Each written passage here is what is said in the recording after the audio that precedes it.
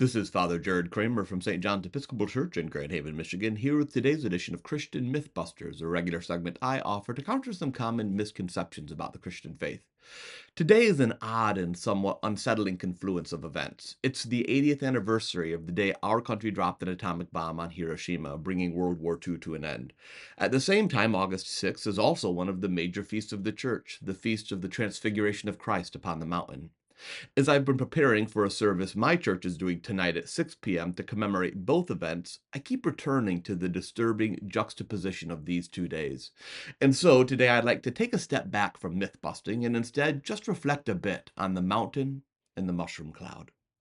The Feast of the Transfiguration commemorates the day when Christ ascended Mount Tabor with Peter, James, and John and was transfigured before them, his face shining like the sun and his clothes becoming dazzling white.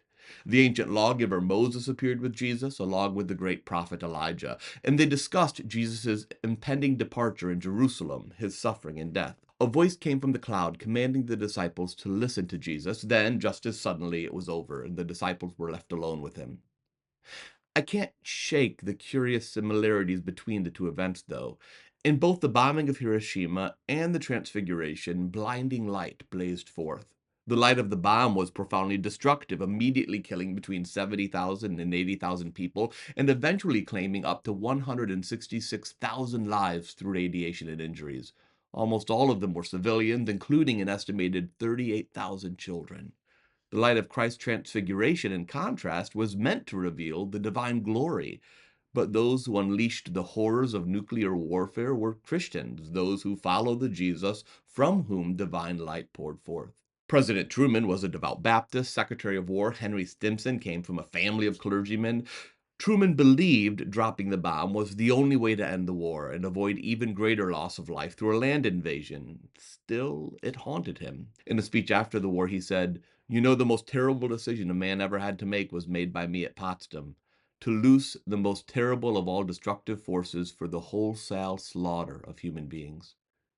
Many believed the bombing was necessary, but I don't know how to weigh the lives of soldiers fighting in a war against those of innocent civilians. I don't know how to measure the lives of those trapped in the machinery of war against the children who were vaporized in a flash.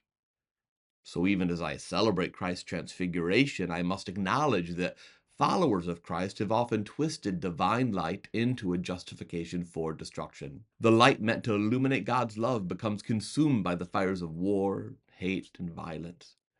At Hiroshima, humanity revealed its capacity for unimaginable violence.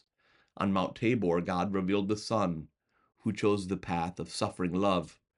Perhaps this is a part of the divine mystery, that to save a violent and broken humanity, God descended into the depths of human violence.